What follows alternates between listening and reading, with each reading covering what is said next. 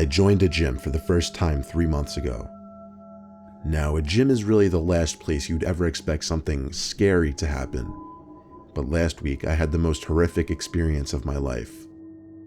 I wear one of those wireless headphones when I go to the gym because the wired ones always get in the way and they're just annoying.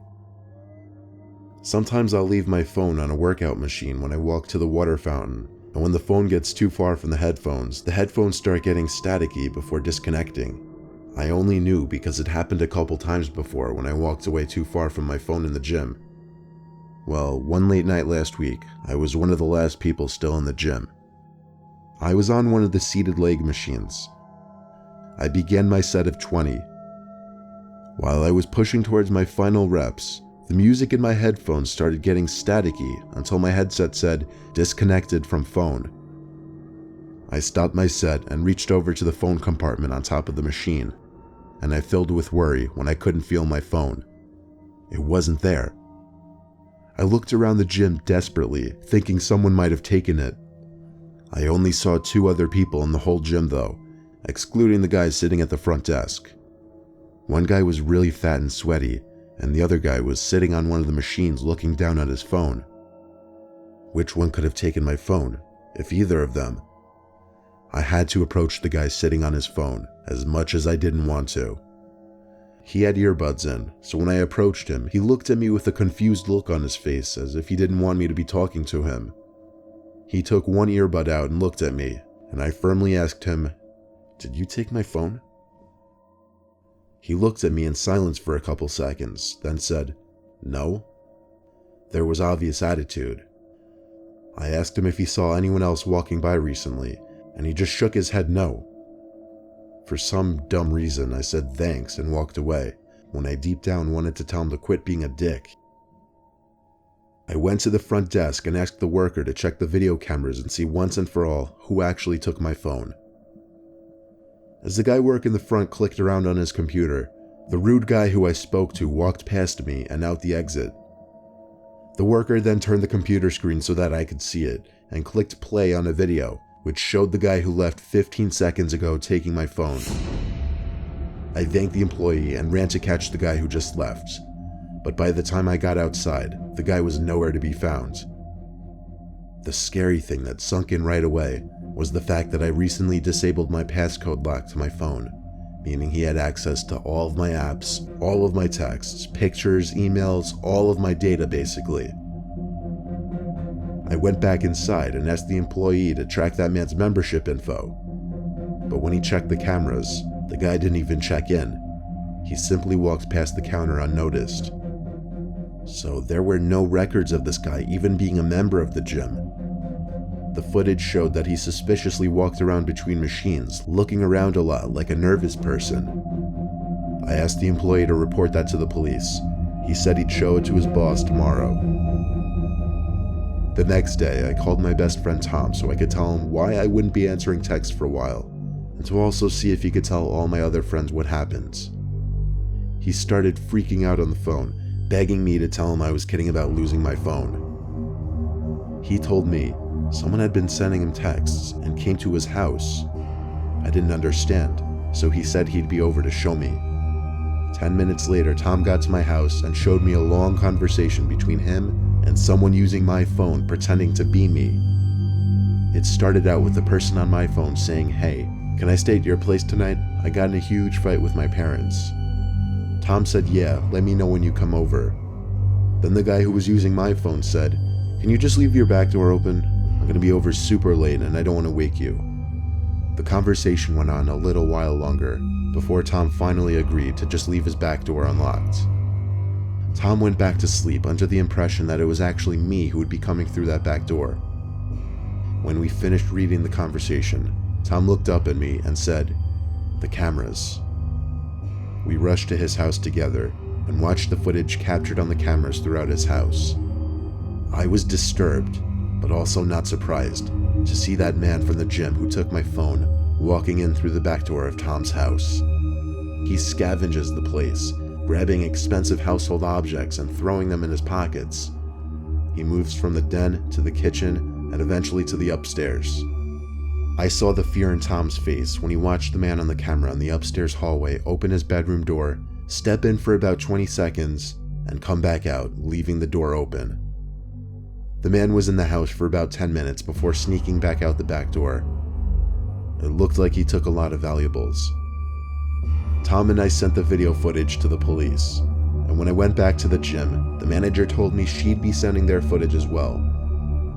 3 months later, not a word from the police, so whoever stole my phone and snuck into Tom's house got away with it scot-free.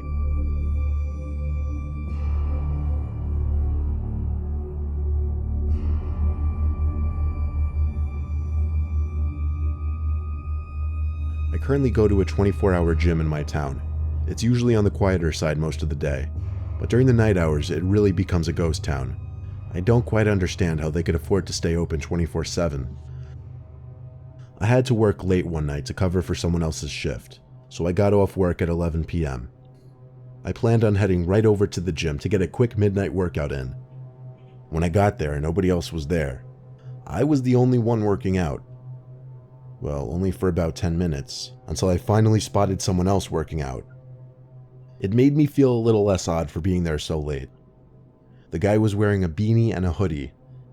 I was sweating just looking at him, to be honest. I mean, yeah, it was cold out, but it wasn't cold in the gym. I barely had enough time to analyze his odd clothing decision before he started staring me down.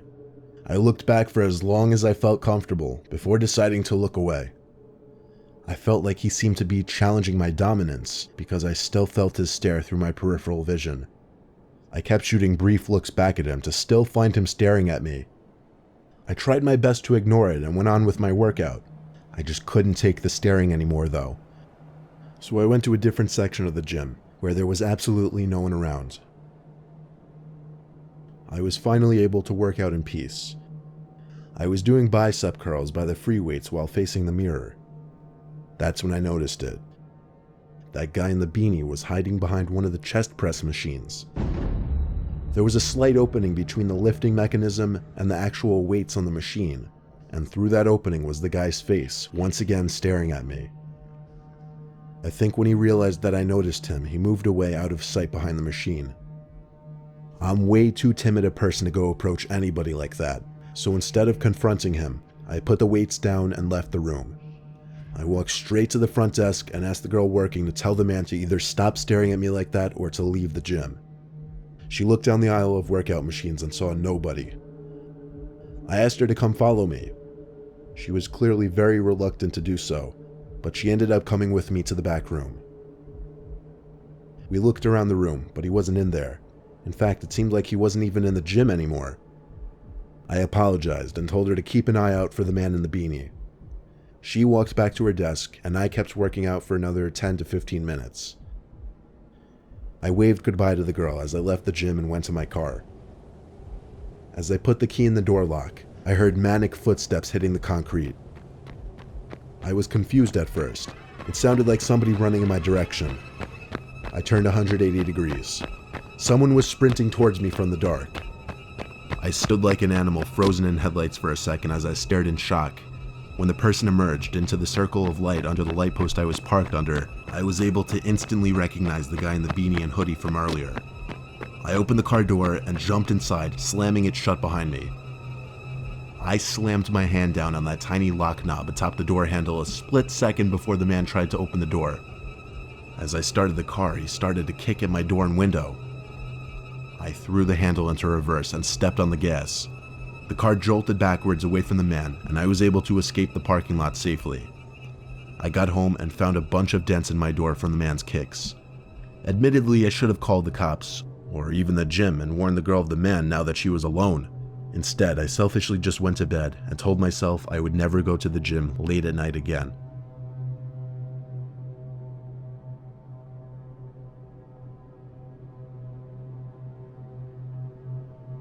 I used to work nights at a 24-hour fitness in New Jersey. I had a love-hate relationship with these shifts.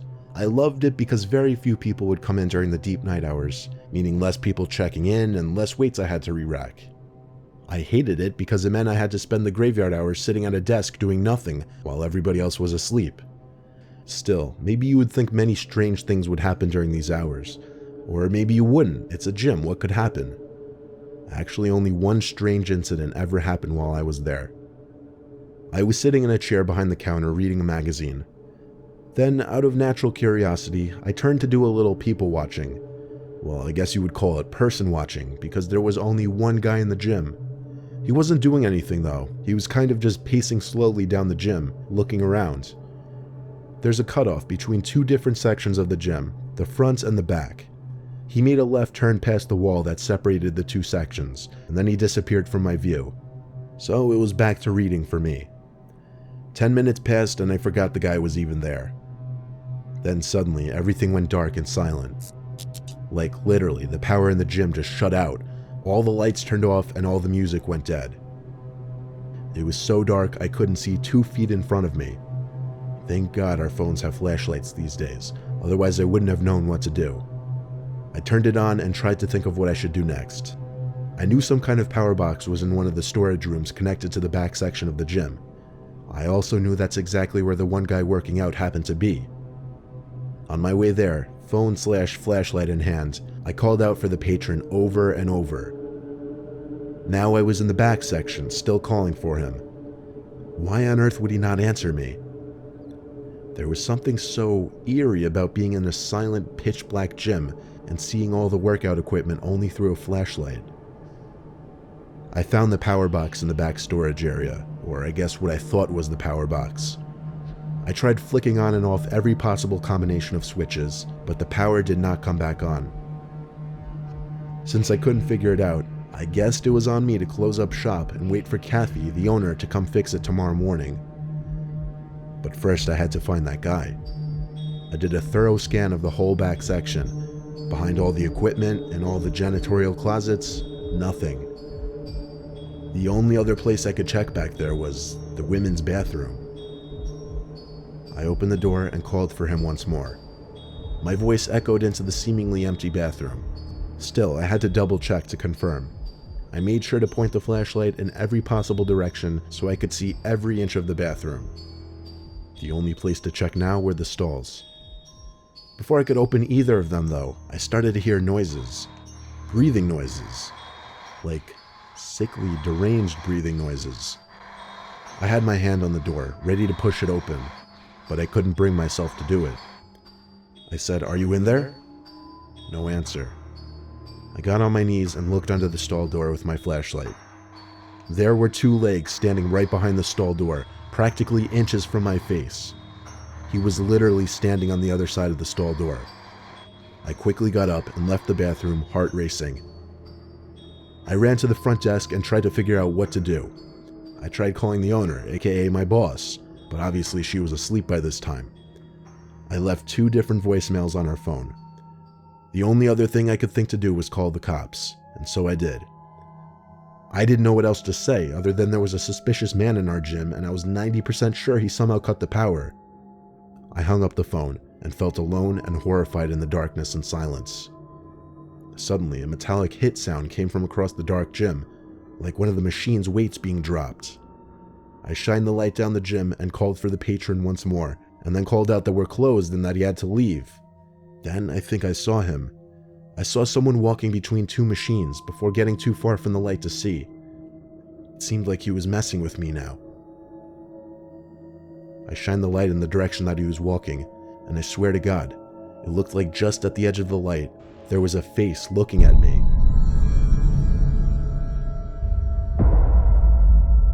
The blue and red lights from the cop car outside lit up the front section of the gym briefly.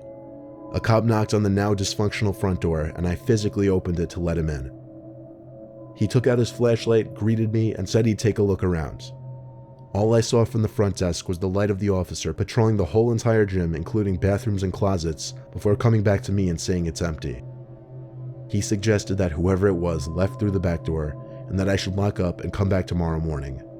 And that's exactly what I did.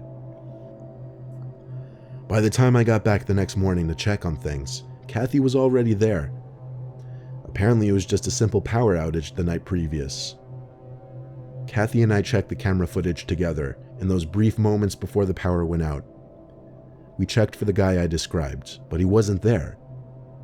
There was no footage of him entering the gym, there was no footage of him working out, or even just walking around the gym. Kathy looked at me like I was a loon, but I was too frozen with shock and confusion to care. I swore up and down to her that someone was there that night. To this day, I don't know if she believed me. I don't even know what to think of that night, but I know I saw someone there that night, regardless of what the cameras might have shown.